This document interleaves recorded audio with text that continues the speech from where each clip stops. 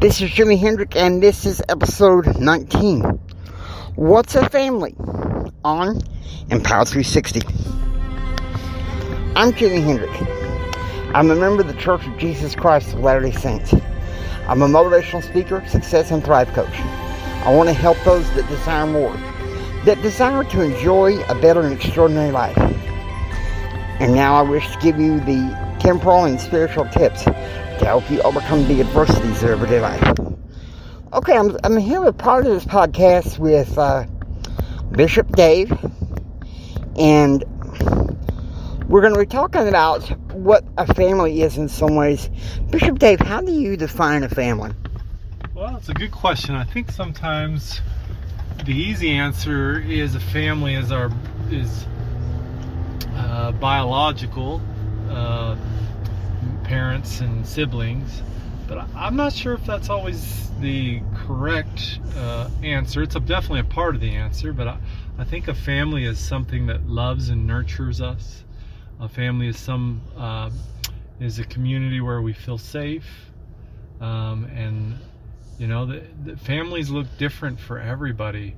My son is adopted, and as we've talked about, obviously biologically there's not a lot there, but the family for him is where he feels safe and protected, and so family can look different for everybody. You know, our Savior was also adopted, and so obviously his family was Heavenly Father and Mary and Joseph, and he had so family is different maybe than we sometimes think it is. I guess it's a place where you feel safe.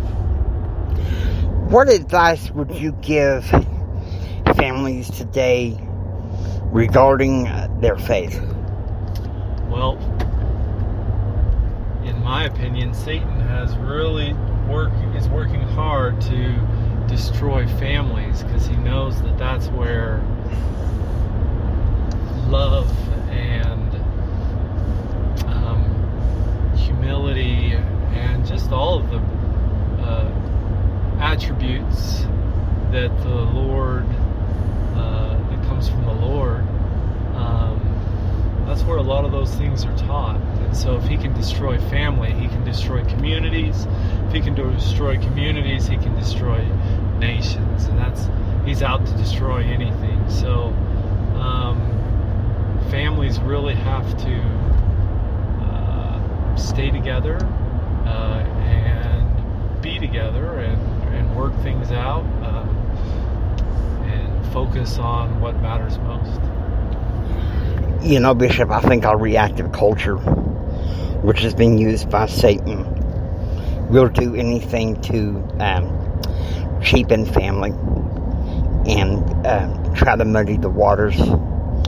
What's meant to be a close nuclear family unit. We see what the Apostle Paul talks about without natural affection and disobedient to parents. What empowering advice could you give people right now that are struggling with the identity of family? Well, to hold on. We learn that the Savior calls out and brings people to his family, all different types of people that don't fit in, people that are outcasts. He brings in to his fold. So I think first and foremost, it's really important that we create that relationship with our Savior and with Heavenly Father, because then once we have that firm belief, or even a little bit of that belief, that relationship can grow, and then confidence can be built around that relationship. So for those who maybe have different families or feel like they don't have any family, I think they can always lean on the Savior, because he loves every one of us, and he wants us all a part of his family. We want to thank Bishop Dave for his input. I will now pause and we'll give some information from the church coming up. Thank you so much, Bishop Dave, for agreeing to this interview. You're welcome. And now, a declaration from the church regarding family. We know there are many of you who, for whatever reason, struggle with the idea of what is often termed the traditional family or the perfect family. Perhaps abuse has darkened the brightness of what might have been a celestial home. Perhaps divorce has left you on your own, searching for answers about the past and protection for the future. Perhaps you're prayerfully and patiently still waiting for the blessing of being united to your own eternal companion, or having children you cannot yet bear. For our faithful LGBT friends, perhaps your heart and mind are struggling to find hope and peace, your place in the eternal picture. Please, all of you, know this. We see all of you and we love all of you. If you will be faithful and keep your covenants with the Lord, I promise you that every opportunity and every blessing enjoyed by others will be afforded you in the Lord's divine timetable. And I mean every opportunity and every blessing. No matter when, in the unfolding of our eternal lives, those future blessings are given to you, you are now, and you will be then, part of a family. Now try, if you can, and I know you can, avoid getting tripped up by the phrase traditional family, and instead replace it with a phrase like eternal family. With an eternal perspective comes understanding that we are all part of one big family, the family of God. That is why we call each other brother and sister.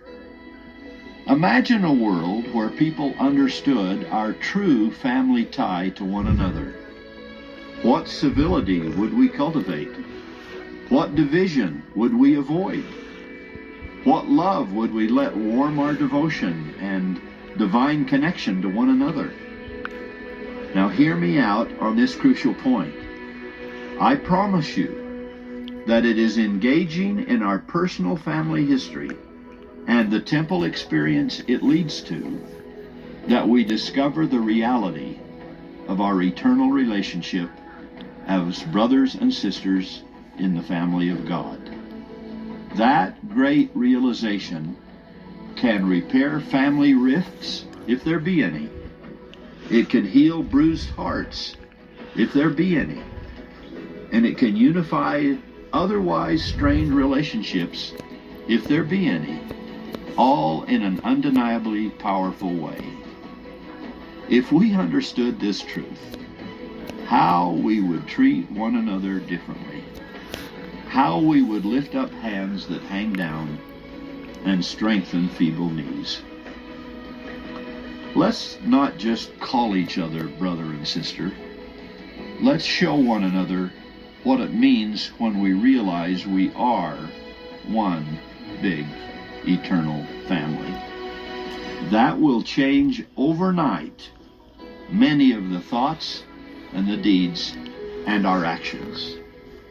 We are missing the mark if when we tap into our family roots, we fail to recognize our divine roots, our foundation, and our connection to our Father in heaven.